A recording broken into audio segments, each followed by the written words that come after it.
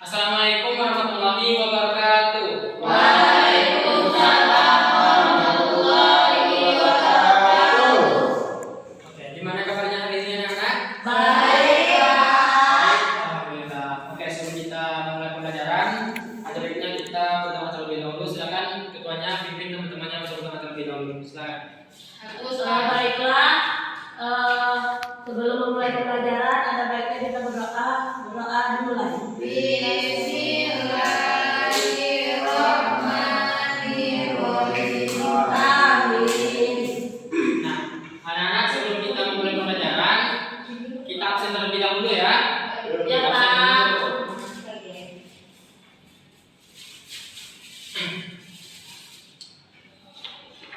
Oke.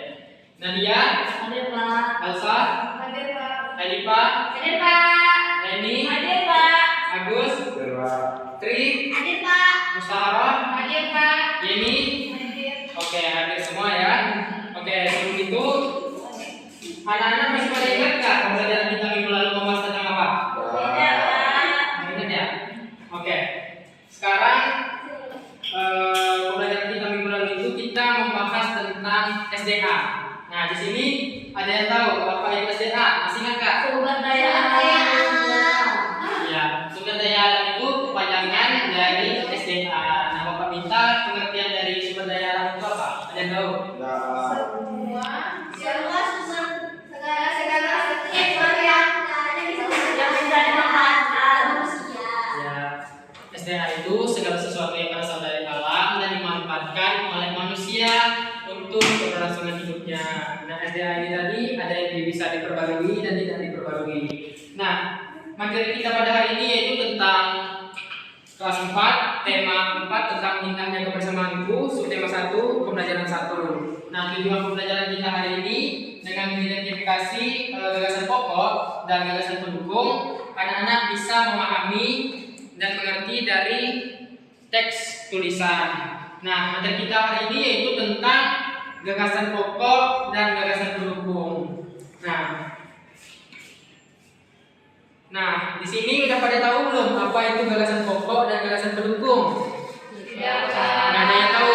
Nah, dalam menentukan gagasan pokok dan gagasan pendukung, yang pertama kita lakukan itu menentukan kalimat utama. Nah, sekarang apa itu kalimat utama?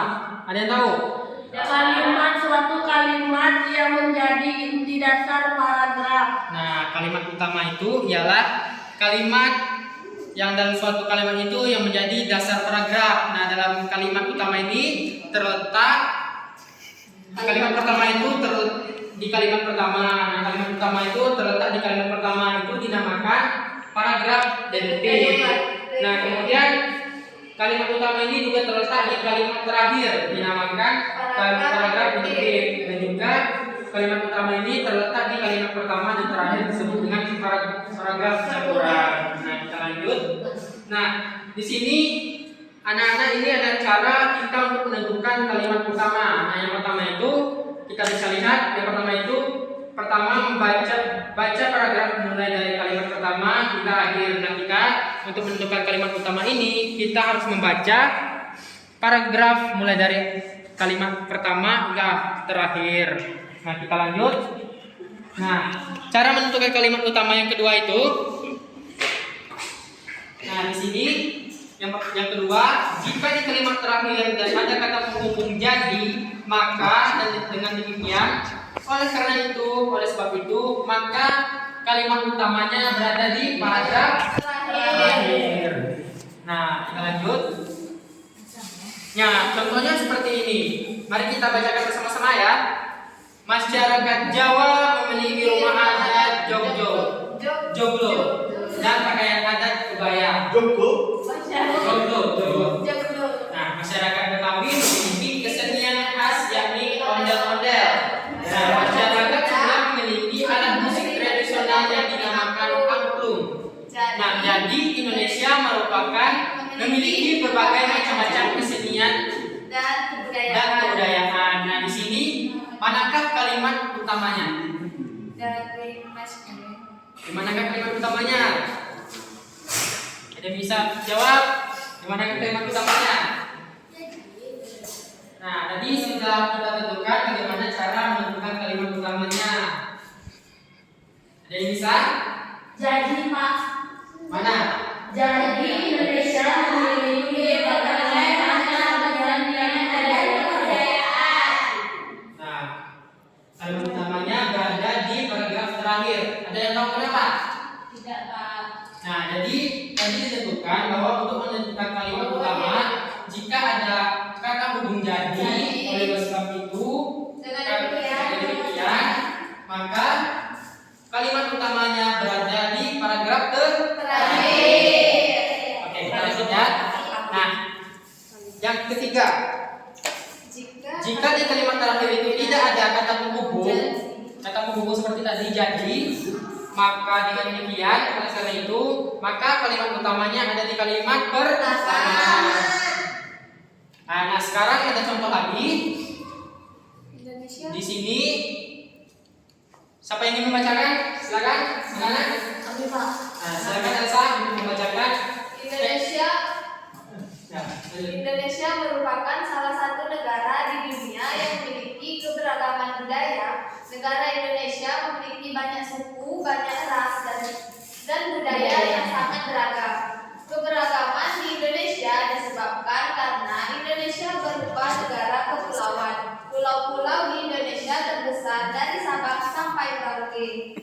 Nah, di sini sudah ada contoh kalimat. Sekarang kita menentukan mana kalimat utamanya dari paragraf tersebut. Nah, ada yang bisa menentukan manakah kalimat utamanya? Indonesia merupakan Pak sampai budaya. Nah, di paragraf pertama ya. Kita cek. Ya, Pak. Nah, ternyata betul. Nah, kalimat utamanya Indonesia itu merupakan salah satu negara di dunia yang memiliki keberagaman budaya. Nah, kenapa demikian? Kenapa paragraf utama kenapa kalimat utamanya berada di paragraf pertama? Karena tidak ada kata jadi. Nah, betul. Nah, jadi kenapa di paragraf pertama? Karena di dalam teks paragraf tersebut tidak ada kata penghubung. Nah, sekarang sudah mengerti tentang kalimat utama tadi? Ngerti. Nah, sekarang kita lanjut ke gagasan pokok. Gagasan pokok. Ya, biasa Pak. Nah, sekarang gagasan pokok itu disebut juga ide pokok, bisa disebut juga gagasan utama, bisa juga disebut dengan pikiran utama. Nah, gagasan pokok ini adalah gagasan yang menjadi inti paragraf dan bisa berdiri sendiri. Nah, selanjutnya gagasan pokok menjadi dasar pengembangan paragraf. Nah, gagasan pokok ini juga bisa sama dengan kalimat utama jika kalimat utamanya itu pendek. Nah, selanjutnya gagasan pokok dapat pula menyingkat kalimat utama. Nah, selanjutnya ini langkah-langkah dalam menentukan gagasan pokok dan gagasan pendukung. Nah, pertama itu kita membaca paragraf dengan cermat dan cari kalimat utamanya. Nah, kemudian kita cermati kalimat utamanya. Jika dapat diringkas, maka ringkas kalimat utama tersebut. Nah, contohnya seperti ini. Nah, tadi kan ada teks tentang Indonesia. Nah, sekarang kalimat utamanya tadi di mana? Kalimat utamanya tadi di paragraf pertama. Yang tadi bacaannya Indonesia merupakan salah satu negara di dunia yang memiliki keberagaman budaya. Nah, sekarang untuk menentukan gagasan pokoknya tersebut kita ringkas dari kalimat utama yang ada di atas ini, yang di paragraf pertama menjadi Indonesia memiliki keberagaman budaya. Dan juga dijelaskan tadi bahwasanya gagasan pokok itu dapat diringkas jika kalimatnya pendek. Nah, kita lanjut ke gagasan pendukung. Nah, gagasan pendukung ini ialah tambahan informasi yang menjelaskan tentang gagasan pokok tadi. Nah, contohnya seperti ini tadi, bahwa kalimat utamanya tadi di paragraf 1. Nah, gagasan pokoknya Indonesia memiliki keberagaman budaya. Nah, untuk menentukan gagasan pendukungnya. Nah, di sini setelah paragraf ke-1 untuk menentukan gagasan pendukungnya, di sini negara Indonesia memiliki banyak suku, banyak ras, banyak budaya yang sangat beragam. Nah, kita masuk ke gagasan pendukung karena gagasan pendukung ini ialah tambahan informasi dari gagasan pokok. Nah, selanjutnya kita teruskan sampai paragraf terakhir. Nah, sampai paragraf terakhir itu ada pulau-pulau di Indonesia tersebar dari Sabang sampai Merauke. Nah, anak-anak sudah mengerti tentang gagasan Sudah. Nah, itulah materi kita pada hari ini tentang gagasan pokok dan gagasan pendukung. Nah, sekarang Bapak akan membagikan beberapa kelompok. Nah, di sini Bapak akan membagikan dua kelompok, itu Leni, Elipa, Tri, dan Iqbal itu menjadi kelompok satu. Nah, ini silakan dikerjakan. Elsa, Nadia, ini kelompok dua. Nah, cara mengerjakannya di sini Bapak sudah ada jawabannya, cuma jawaban ini diacak, nanti anak-anak sendiri yang menentukan jawaban dari kartu ini. Nah, sekarang Bapak bagikan jawabannya secara acak.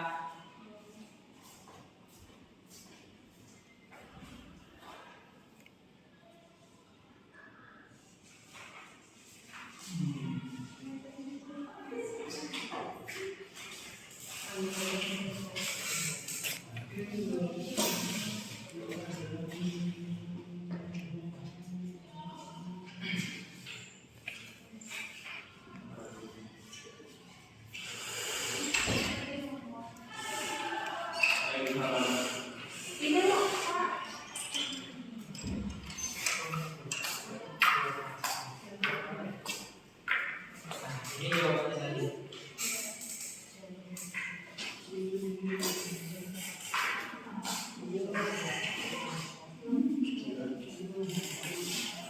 Nah, jawabannya sudah Bapak bagi. Sekarang anak-anak silakan menentukan. Di situ sudah ada soal, di situ anak-anak diminta untuk mencari jawaban yang cocok atau mencocokkan pasangan, dan di mana jawaban yang Bapak kasih itu sudah Bapak acak. Nah, sekarang Bapak beri waktu 5 menit untuk menjawab pertanyaan tersebut. Silakan. Iya, belajar.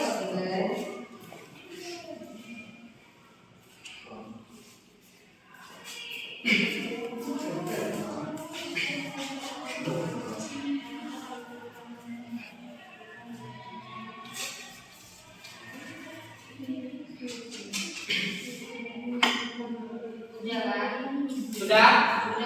Oke, silakan perwakilan kelompok satu untuk maju ke depan. Oke, silakan Iqbal.